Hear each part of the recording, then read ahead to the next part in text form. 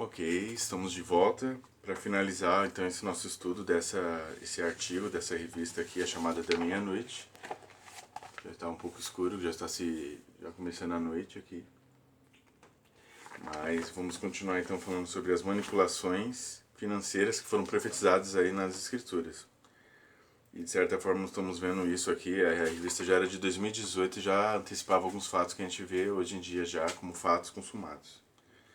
E vamos continuar, tinha sido dado dois motivos prováveis para que realmente, embora as pessoas prefiram ainda o dinheiro físico ao dinheiro, né, que não é físico, dinheiro assim como criptomoedas ou como por meio de pagamento como Pix, a gente vê que eles conseguiram convencer as pessoas a gostar e querer isso, mas não era o que as pessoas até a data da publicação aqui, e muitas pessoas até o dia de hoje não queriam. Eu mesmo não, eu prefiro dinheiro físico.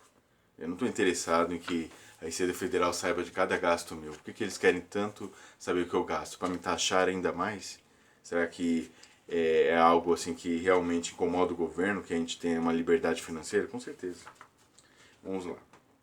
Terceira motivo aqui que o escritor do artigo aqui coloca. Dada a continuação mundial da crise financeira e a expectativa de que novos e mais poderosos instrumentos de política monetária serão necessários, um sistema desmonetizado deve estar funcionando, o que dá convenientemente aos legisladores, aos que fazem as leis, mais opções para controlarem as sociedades e as ações humanas. Quarto, como muitos estudos mostraram, o dinheiro em espécie é imundo, literalmente. Notas de papel podem estar carregadas de bactérias e cobertas com fungos ou coisas piores, como traços de drogas, inclusive, né? Pode parecer surpreendente que uma grande quantidade de papel moeda esteja contaminada por drogas como cocaína. Em resumo, alguns defendem a eliminação do dinheiro em espécie simplesmente porque tudo isso seria mais saudável. E foi o que vimos, principalmente lá na terra dos mandarins, né? Na China. E lá a gente vimos que eles realmente fizeram isso. Essa foi a desculpa, por causa da pandemia, para evitar aí a propagação do SARS-CoV. Então eles fizeram o quê? Eles, eles eliminaram as cédulas físicas, supostamente com essa desculpa. Os motivos acima mencionados certamente satisfariam os objetivos de vários legisladores humanos. Ao fazerem isso, essas elites globais mostram sua arrogante perspectiva, que eles sabem o que é melhor para a humanidade coletiva e seu futuro.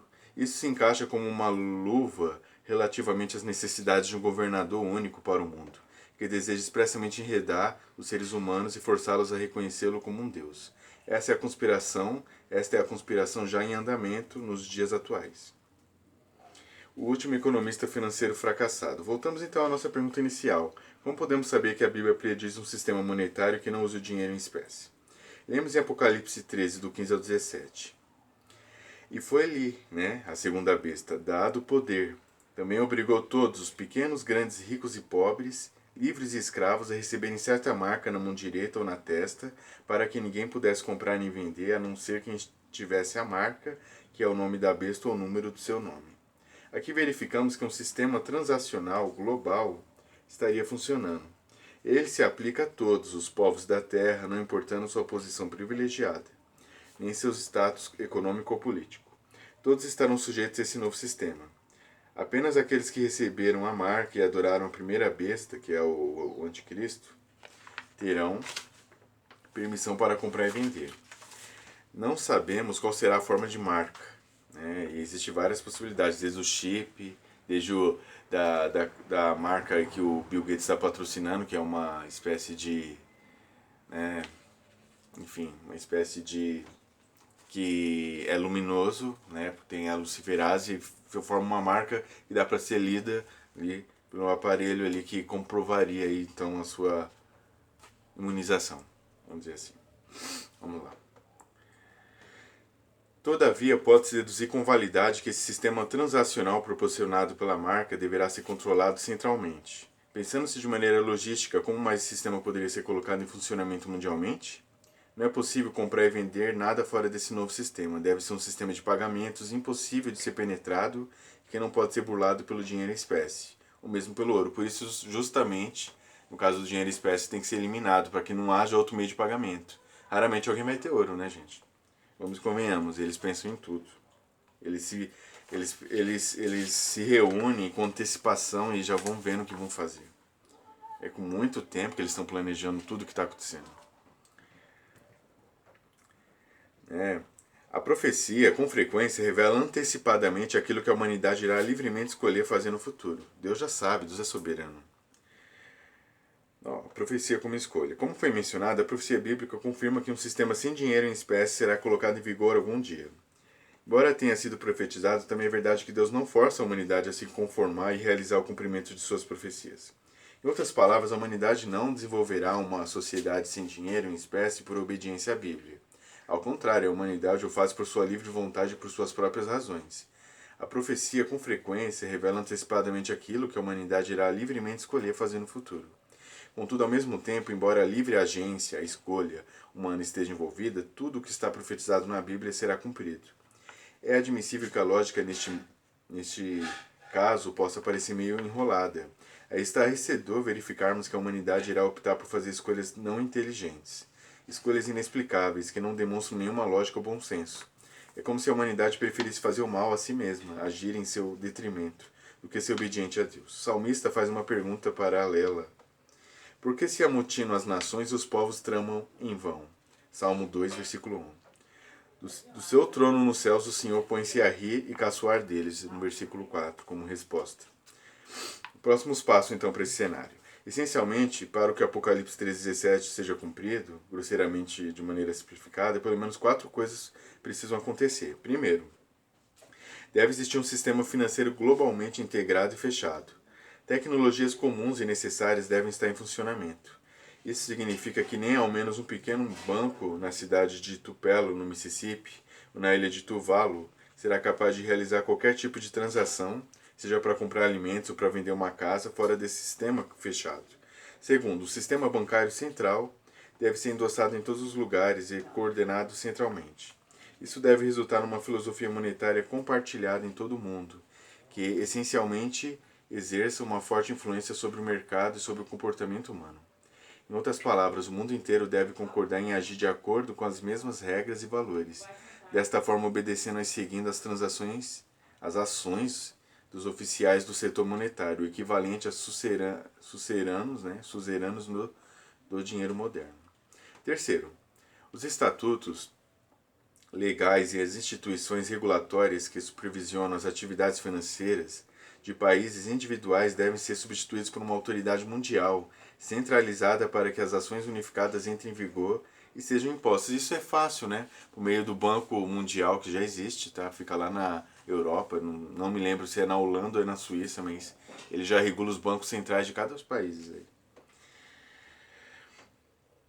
E, finalmente, uma economia política, né, em quarto lugar, global unificada que seja poderosa deve existir, ou na forma de um grupo muito pequeno de países poderosos, ou na forma de um único autocrata, né, de uma pessoa que fiscalize isso tudo. Os passos 1 e 2 já estão amplamente completos, isso na data de 2018, que é dessa revista. O passo 3 está em andamento, entretanto um desenvolvimento posterior nessa direção é difícil. Por quê? Porque países individuais devem primeiramente desistir de uma medida de soberania para que isso ocorra. Eles o farão somente com muita relutância. Contudo, como sabem muito bem os tecnocratas e os estrategistas políticos, não há nada tão eficiente como uma crise. Olha que legal que ele colocou isso muito antes da pandemia.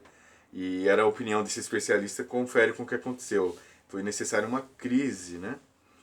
Vou repetir. Contudo, como sabem muito bem os tecnocratas e os estrategistas políticos, não há nada tão eficiente como uma crise para unificar o consenso político e para provocar mudanças. Citando Milton Friedman, conhecido economista financeiro, somente uma crise real e visível produz a verdadeira mudança, né? O grande reset de que tanto falam aí. Em tempos de desespero, achando que não tem mais escolhas, as pessoas farão maus negócios, abrindo mão da liberdade e potencialmente sendo mantidas reféns. Um exemplo dessa tendência é apresentado no relato de Gênesis no Antigo Testamento, a respeito dos 7 anos de escassez durante o tempo de José. Em seus estágios posteriores, as pessoas ficaram tão desesperadas que disseram: compra-nos e compra as nossas terras em troca de trigo, e nós e as nossas terras seremos escravos do faraó. Gênesis 47, 19. Ou seja, quando surge uma crise, mesmo que as pessoas tenham suas posses, têm a sua posição, sua, vamos dizer assim, liberdade de ir e vir, elas estão dispostas a negociar isso para manter seu status, para manter sua condição, para não perder o que tem, para não perder ali a sua regalia. Então elas vão abrir mão das suas liberdades, sim, vão abrir mão dessas liberdades de comprar com dinheiro físico, para ter, mesmo sabendo que vão ser controladas, porque elas não querem perder isso. Se elas abrir mão disso, qual a outra opção? Não tem outra opção para elas, né? Gênesis 47:19. Então, não devemos achar que os acontecimentos da tribulação serão adiados se os elementos do passo 3 não estiverem completos, que seria os estatutos e instituições regulatórias, né? Como observamos durante as profundezas da recente crise financeira global, os legisladores repetidamente ignoraram as leis e quebraram as regras. Eles se sentiram justificados ao fazerem isso, dada a gravidade da crise. Uma vez que o anticristo esteja em cena, tendo recebido a autoridade de 10 reis e o poder do dragão, que é Satanás, ele poderá passar por cima de todas as leis e convenções. Desta forma, os acontecimentos do Apocalipse 13 podem estar muito mais próximos do que comumente se imagina. Os acontecimentos finais da era da igreja e os acontecimentos preparatórios para a tribulação ocorrem inesperadamente. Você pode ver isso em Lucas 21:34. De repente, né, na linguagem de Paulo, em 1 Tessalonicenses 5:3. E em cerca de 1 hora na linguagem de Apocalipse 17:12. Ou seja, vai ser muito rápido. Pensamentos para reflexão. Não existe um mecanismo mais poderoso e possível de controle mundial dos humanos do que um sistema financeiro integrado sem uso do dinheiro em espécie. Vemos que a besta prontamente aproveita a oportunidade da inclinação da humanidade para adorar Mamon. Cristo nos admoestou que ninguém pode servir a dois senhores, pois odiará um e amará o outro, ou se dedicará a um e desprezará o outro. Vocês não podem servir a Deus e ao dinheiro, portanto eu digo, não se preocupem com sua própria vida, quanto o que comer e beber, nem com seu próprio corpo, quanto o que vestir. Não é a vida mais importante que a comida e o corpo mais importante que a roupa? Mateus 6:24-25. Os controles monetários são colocados em atuação pela submissão e adoração à força da primeira besta, sendo esta o anticristo que recebeu seu poder do dragão. A ameaça de perder o acesso à comida, bebida e roupas leva os adoradores de Mamon a receber a marca. Por outro lado, aqueles que rejeitam as súplicas da besta serão os que não se preocupam com a sua própria vida, nem com o que vão se alimentar. Eles sabem que a vida é mais importante que a comida.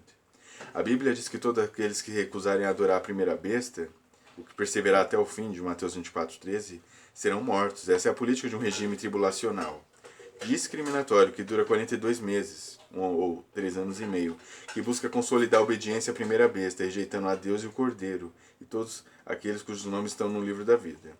Não obstante, o Senhor tem a palavra final. Isso que é importante, meus irmãos, não podemos esquecer. Aqueles que haviam por falta de visão dado sua adoração ao anticristo também encontrarão um regime discriminatório.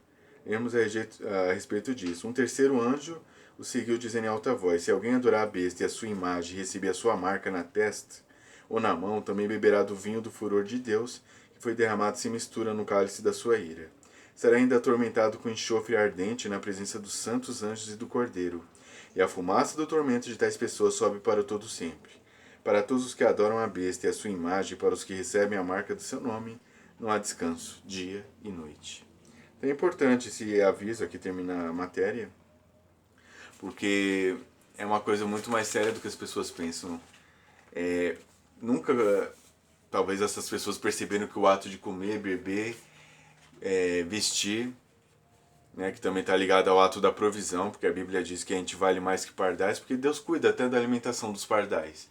E Deus cuida da erva do campo, que não tece, ela não costura, ela não faz sua própria roupa, mas nem Salomão se vestiu como aquela flor que Jesus ali, o lírio, ele cita. Então, se Deus cuida da sua criação, é porque Ele é provedor. Mas essas pessoas que estão tão desesperadas por comida, bebida e roupa, aqui do Apocalipse 13, elas realmente amam Mamon, elas amam o espírito desse mundo, elas estão preocupadas mais com seus próprios bens, elas não confiam na dependência de Deus. Então muitas pessoas que estão na igreja vão ser aquelas que também vão aderir à marca, porque elas realmente valorizam mais e amam mais esse mundo. Você vê pelas igrejas que só pegam prosperidade. Você acha mesmo que essas pessoas vão abrir mão da prosperidade quando chegar essa marca? Não vão, não. Vão ser presas fáceis. Então é isso, meus irmãos. Vamos ficar atentos, porque a consequência de algo material é espiritual. A pessoa que aceitou a marca para comer, beber, vestir, é a mesma pessoa que vai ser condenada ao lago de fogo e enxofre por toda a eternidade, porque essa marca física é também espiritual. Então venhamos nos atentar, porque o engano, a operação do engano já está atuante. E não é de hoje, né, que a crise foi planejada para que todo esse objetivo deles fosse alcançado, todas as suas metas da Agenda 2030, ok? Pesquisem. Até a próxima.